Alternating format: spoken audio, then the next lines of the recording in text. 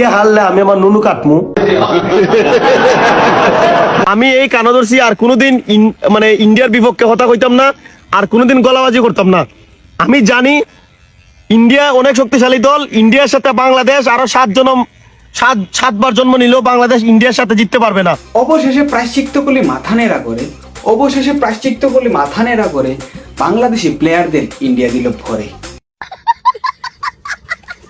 তো বন্ধুরা, আমাদের অবশেষে ভাইয়ের কি কোনোদিন লাজ হবে না?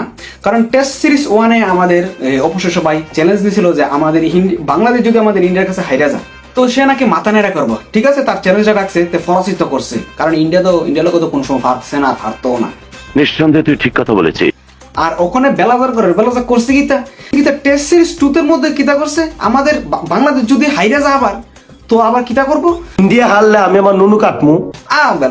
বেলাজারে তো इतने तेजस्वी लोग हैं हमारे पास, कितने शानदार विचार रखते हैं। লাজ হইতো না বাংলাদেশি বেলাজার তো। তোদের উদাহরণস্বরূপ একটা দেখাই দিই, যেমন একটা কুকুরে যদি দৌড়াই দিই এই জায়গা তার ফিরে হয়তো না। আর তোরা তো কুকুর থেকে অধম দেখতেছি এখন। চ্যালেঞ্জের উপর চ্যালেঞ্জ দিতেছস, পারবি তোরা?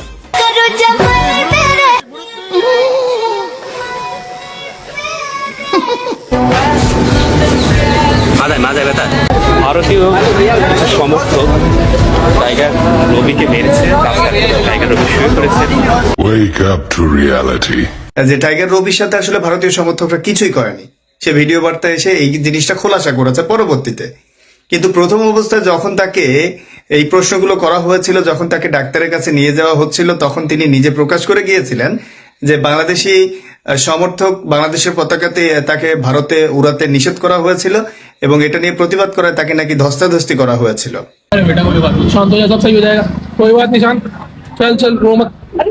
আর তোদের এখানে এক টাইগার বিলাই মাথা ঘুরাই পড়ছে, জল না খাই, আর তোরা গিয়ে কস আমরা বেলে ভিটটা দিছি। এটা লইয়া যায় কিন্তু লইয়া যান, নাহলে মরবো, হাসপাতালে হয়ে রয়েছে। ক্ষমা করে দাও প্লিজ। অবশেষে আমি একটা কথাই কইতাম চাই, তোরা বাংলাদেশিরা আসলেই आसुदा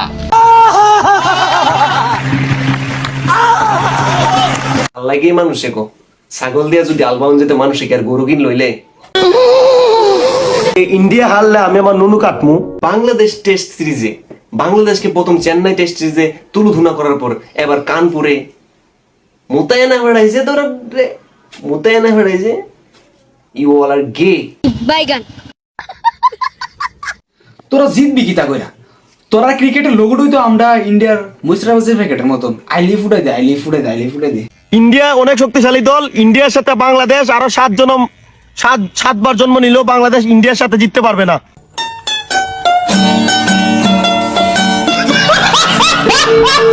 তো বন্ধুরা, আজকের ভিডিওটা এই পর্যন্তই। দেখা হচ্ছে পরের ভিডিওতে। তোমরা ভালো থাকো, সুস্থ থাকো, নিজের খেয়াল রাখো, নিজের মা বাবার খেয়াল রাখো। আর শেষে একটা কথাই বলবো, হতে তোমাদের মুখের হাসি কারণ সাথে আছি মোরা এফকে ভাঞ্জন। জয় শ্রীরাম, ভারত মাতা কি জয়। সবাইকে দুর্গাপূজার অগ্রিম শুভেচ্ছা রইল। আর পুজোতে সবাই সুস্থ থাকবে, ভালো থাকবে, আর আমাদের চ্যানেলটিকে ফলো করে ভিডিওতে একটা লাইক করে দেবে। ধন্যবাদ।